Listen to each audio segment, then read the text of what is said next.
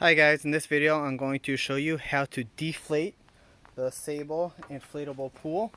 So you come over here where the fill valve is, you pull this black part out, right here, this comes out, and then it's hard to do one-handed.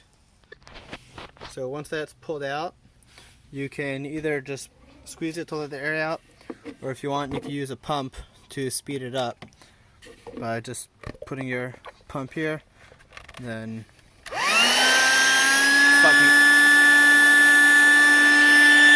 And you can see it all going down.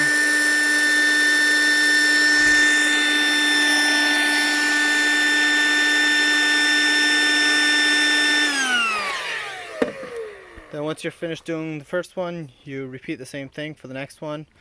You open it up, pop out the black part. It's so hard to do it one-handed, but you just pop it out and then let the rest of the air out. I'm gonna pause it for a second and show you. So here you can see I popped all them out and it's coming down. And you can just push it and all the air will come out. Thanks for watching my video on how to deflate the Sable Inflatable Pool.